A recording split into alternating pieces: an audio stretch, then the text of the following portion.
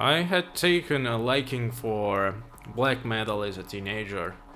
The truest kind, the one with the V. You know, bands like Dark Throne, Shining, Satyricon.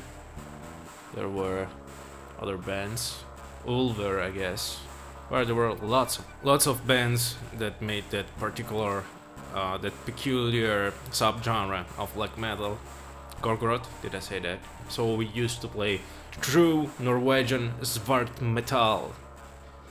I went to Rome to search for a band to play in, probably because we had some difficulties finding drummers in Frosinone. This was earlier than drumming VSTs. So I went to Rome. So I found several ads in a music store whose name is Bandiera.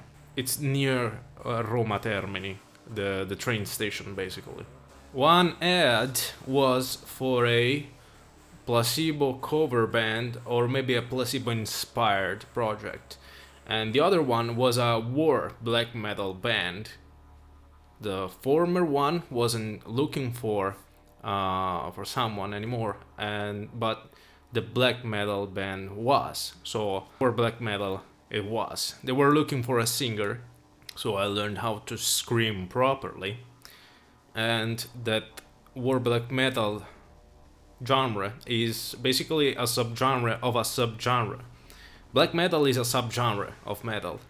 War black metal is a subgenre of a subgenre that probably 10 people listen to, and I was one of those 10 people. Well, I actually wasn't, because I really didn't like Marduk that much. It's a Swedish war black metal band, probably the war black metal band. I played 4 times live with this black metal band, 2 of which in Switzerland, and the other 2 times was one in Rome and another time in Brescia. But after 2 years of rehearsals and only 4 gigs and minimum creative input on my part, I decided to call it quits, because I also had to travel from Frosinone to Rome every damn time and also spend money for rehearsals. It was a nice experience though. I remember recording vocals in the same studio where Attila from Mayhem had recorded his vocals for another project 1 month earlier, so I kind of felt important at the time. I was 17, 18 years old at the time, and I was also the youngest in the band, so I felt like a fish out of water, a very ambitious fish out of water, but I really never belonged there. I feel that the metal world is too narrow-minded for my taste, so I kinda decided to dissociate from metal almost entirely 5 or 6 years ago, especially with the experience with the tabs that I had on my channel.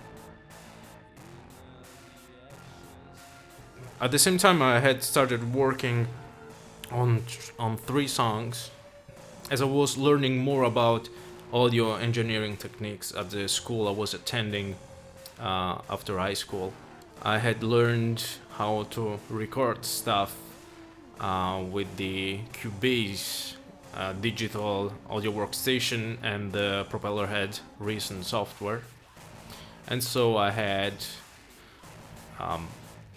composed 3 songs that kind of mixed new wave influences and black industrial acts like MZ412, pretty obscure bands in all senses, both figuratively and literally. The project was called Life on Planet Earth, and it had kind of apocalyptic imagery, probably because of the hormonal changes I was going through as adolescence. The teenage years were about to end. I wanted to basically scare the listener. I really don't know why I wanted to do that, but probably because the feelings of power that the people that listen to metal want to have when they listen to music, because they basically feel helpless, I guess. Maybe together to some kind of teen power fantasy, which I believe underlies all kinds of all the kinds of extreme forms of music. I mean, you'll find that the most extreme music is made by the most introverted of people. So the next three tracks are those tracks I had recorded by myself when I was 19 years old. It's Air, Earth, and Water. Three tracks. The fourth would have been Fire, but was never completed.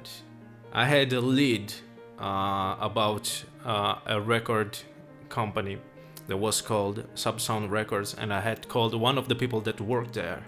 I wanted to give them my demo, and it probably would have worked, but I was probably too scared of becoming successful. We'll never know. We'll never know what could have happened. Well, here they are, anyway.